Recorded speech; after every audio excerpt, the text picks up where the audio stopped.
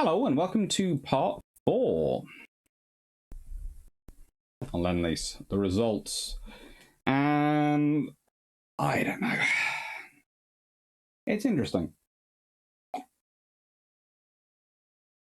It is interesting. Lend-Lease as a whole is one of those subjects which gets a lot of debate, and there are a lot of people who tell me, oh, it's all about this and that, and it's all about economic control of America. And there's always people going, there's got to be secret agreements. There doesn't actually have to be that much of a secret agreement, and there is a reason I can say this. Here's the thing.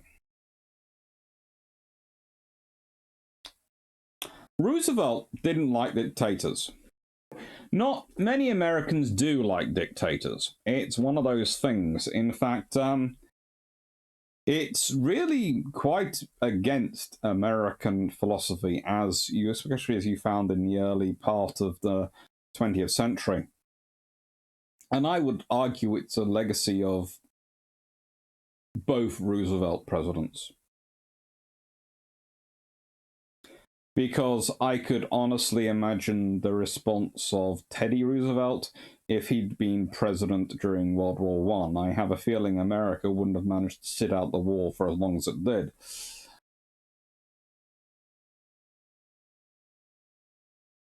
I have also a feeling that the Wilson doctrine and the 14 points plan that he comes up with would probably have been very, very different from Roosevelt. But Roosevelt is Teddy Roosevelt is as much of a peacemaker as Wilson. In fact, I would say a far more pragmatic peacemaker than Wilson, which might have made him more successful at the time. But no, it was an interesting period and an interesting world. And so we have to think about Lend-Lease, the results. Well, here is one thing, USSR. Now, whenever you talk about supplying Russia, people always bring up the Arctic convoys, and they are critical because trying to move supplies across Russia is a frigging nightmare. Yes, you can get 8,244,000 tons of supplies across the Pacific. You can get 452,000 tons of supplies into northern ports in the on sort of the Arctic coast. So that's probably, let's just add that together to say that's about 8.7 million tons going across that way. And you can get over 4 million tons through around Africa through Iran. And then there's a small amount of supplies which I get to Russia after the defeat of Italy, but before the defeat of Germany. Let go through the Mediterranean and go in through the Black Sea. Always nice. But the thing is, it's moving the supplies around in Russia once you get them to Russia. That's a whole nother ball game.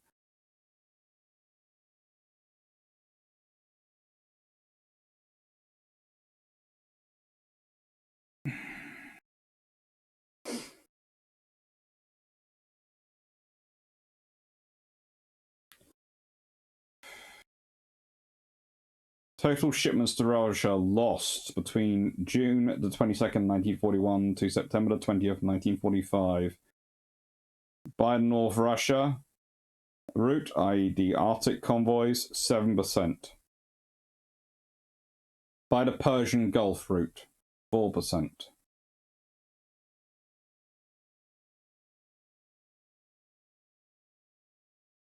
Overall, 97% of supplies arrive. Fudge me. It's worthwhile saying that. It's a huge amount of supplies arrive. So let's consider percentages. of US aid.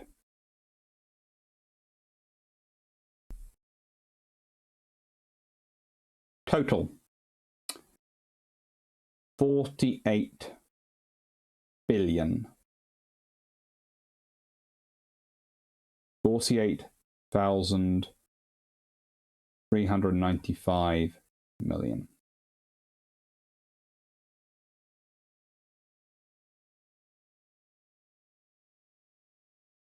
$48 billion. The British Empire receives 31 billion of this, or 64.86%. The Soviet Union, next down, nearly 11 billion. Then it gets lower very, very quickly. Peru, Saudi Arabia, Chile. Yeah. What does this tell you? This tells you who was fighting the war as far as the Americans were concerned, and who they were reinforcing and supplying. But it also doesn't fully tell you that, because, again, we go back to this. Which is the nation which is easiest to supply? Australia and Britain, Canada, all these things. Yes, you have to get across the Atlantic to get the UK. And yes, that's going to be a huge amount of supplies and stuff going across there. But you've also got a huge amount of troops there, because where are the American troops going? They're going to the UK to fight from the UK. So you want to make UK strong. They're going to Southeast Asia, where they're going to use Australia and Australasia as their springboard into Southeast Asia. That's where their supplies are going. So, of course, they're going to supply supplies down there. So, these things make sense. They do. There is a logic going on here. And by the way, this list only accounts for 99.94% of the total. There are about another dozen or so nations. It's fun.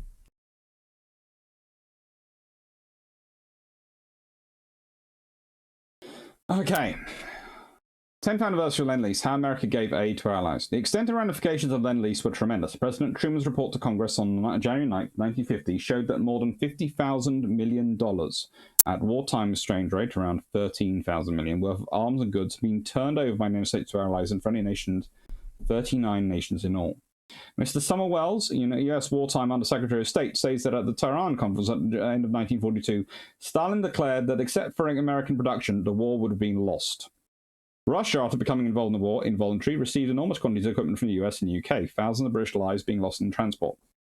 US supplied the Soviets with 15,000 planes, 70,000 tanks, 135,000 machine guns, 363,000 trucks, 32,000 ambulance wagons, 52,000 jeeps, 343,000 tons of explosives, 15 million pairs of army boots, 3.5 million tons of steel and other metals, and much else on big scales.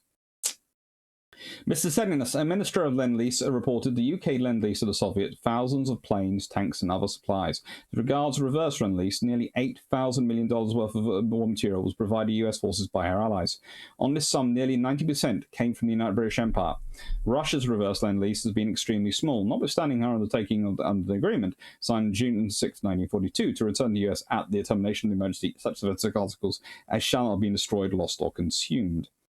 In contrast, Russia's attitude, Roosevelt said of Britain, the expenditures made by the British Commonwealth nations for reverse Lend-Lease and the expansion of this programme, emphasis on the contribution of UK and British colonies, has made while taking its battle place on battlefronts. The British pooled their resources with us. The reciprocal contribution of the UK was amazing in its character and volume. Many outstanding inventions and much British-made equipment were supplied to the US and other allies. British leadership in radar, the Bailey Ridge, and in other directions have been generally acknowledged. Yes. So, there is a person, a blogger and defence blogger in the UK called Think Defence. And frankly, I'm surprised that quote about the Bailey Bridge is not all over his website. Because he's obsessed with bridges. I presume it's a he. From all the other says, I think it's a he. Anyway, here is my picture for summary. And I do realise I am 10 minutes in and I've raced through the slides. There is a reason for this. My dinner's in the oven. There is also the fact that I realise I said quite a lot of what I would have wanted to say in summary in the live. So go and watch the last part of that if you feel like I haven't said enough. But the point about Lend-Lease is it transforms the Allied economy. from a lot of nations making war as you had in World War I, with all the inefficiencies and problems it creates, into potentially the most efficient war machine you could have while still retaining independent sovereignty of nations. In that, by deleting the pound sign, the dollar sign, by deleting the cost, taking the costs out of the transactions, you have made it about what do we need. The Royal Navy got Hellcats. The US Army Air Corps got Spitfires. They needed them. Photo reconnaissance and other missions, they got Spitfires.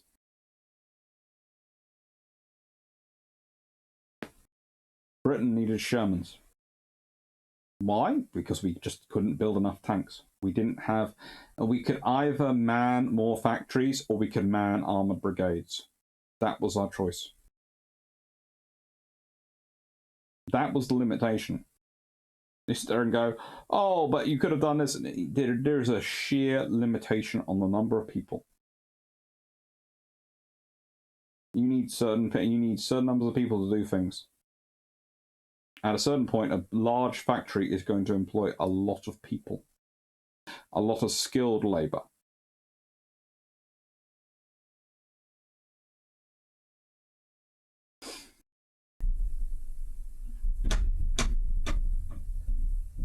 And we were a fully mobilized economy. We all were.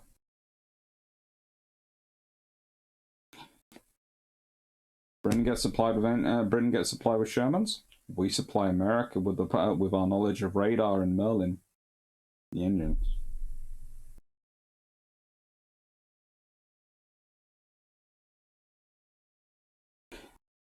That is the thing. At a certain point, you take off the cost and everyone supplies what they're best able. So the British are able to focus on research and development. The British are able to focus on providing the forces that will fight and fighting forces. The British are able to focus on what they can produce and what they are producing. And in return, the Americans focus on what they're producing. And also, you delete a whole group of people you need. Because as has been said in several parts, you suddenly don't need to worry about paying. So you don't need accountants. You don't need to have people to keep worrying about the cost the whole time. You can have your economy work sensibly. Well, as sensibly as it ever will do in wartime.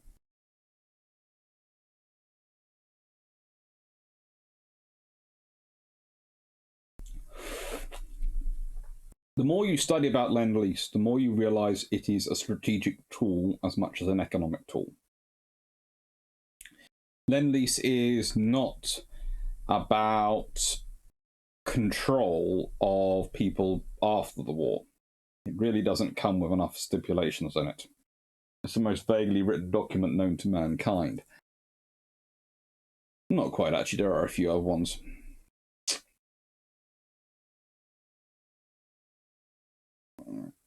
More recently one which had the phrase, accounts may vary. Oh, you have to love the British monarchy. Leaving it to one side, this is about a total war effort.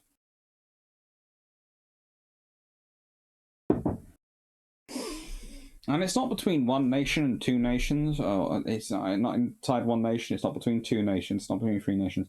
This is about drawing the economy of all the allies. Even the Soviet Union, who don't really give much. They do give some precious metals, some key precious metals. They are good for supplies of that, but mostly they're pumping out their own stuff. Now,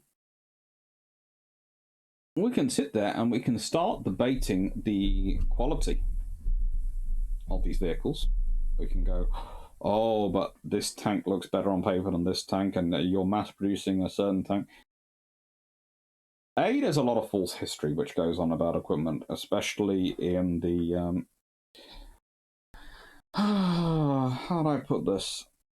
And I get this on every side. There is a certain group of people in every place, and it might not be. They don't necessarily. They will. They are drawn to fetishize certain pieces of equipment. And I know I probably sound like I do that sometimes when I joke about when I talk about the tribal class. There are problems with the tribal class. I admit that in my book quite happily. There are things. It would have been better if they could have had the 4.5-inch guns from the get-go. It would have been better if they could have been slightly bigger. They could have had more torpedoes. It would have been better if they had had all sorts of things which were wanted for them. But they were still very good crews, and they did a very good job in the positions they were put in. They weren't perfect, though. That's an important thing.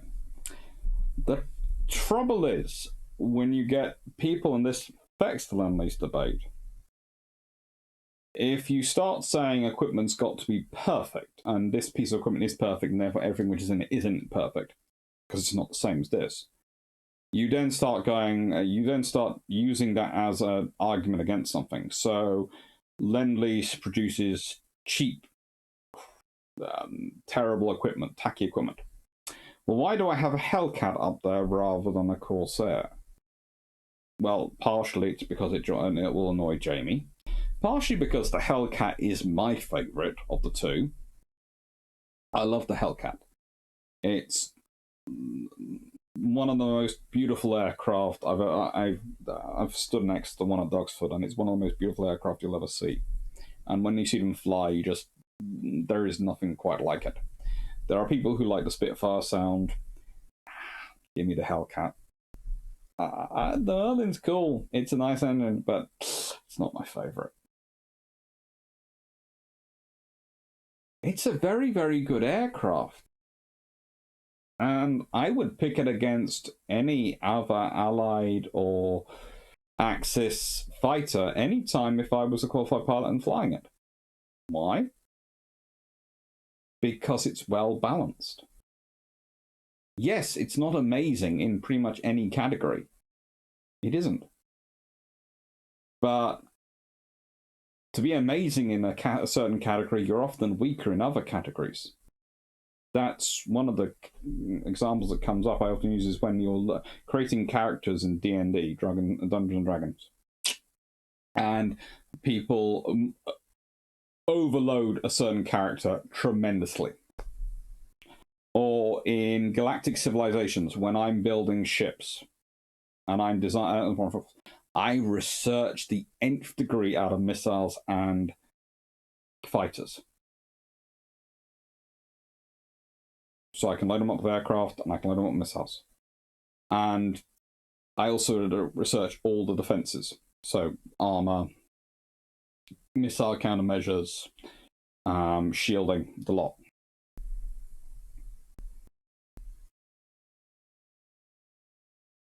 The amount of friends who I play sometimes on that game, and they build these lovely, well-rounded ships, which probably, in real life, if we were talking about space, would be the best ones. But in the game conditions, mine are massively missile-heavy and can always see you at long range, because that's the game, and can always launch their fighters in time, and can always will wipe the floor of you every time, because they'll pummel away from long range, and you'll never get close.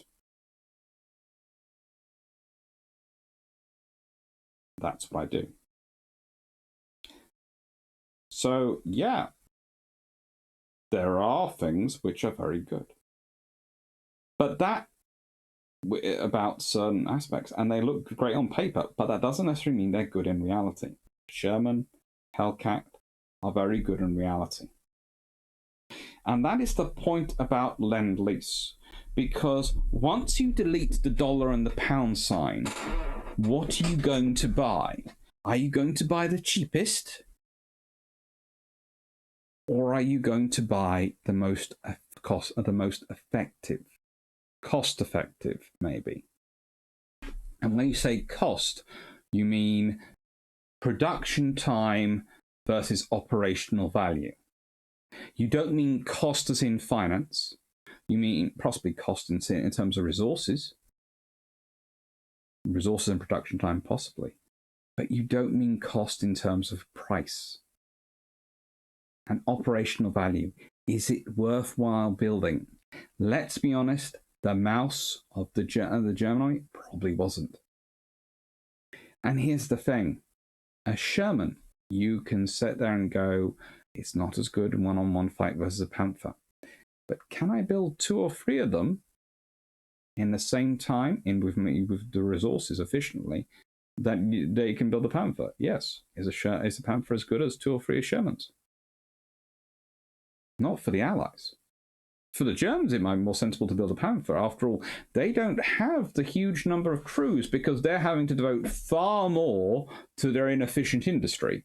And when I say inefficient, they're inefficient in terms of the axis because you have Japan, Italy, and Germany, and they're all, and various other allies running their own sort of things, whereas the Allies are now acting as one thanks to Lend-Lease.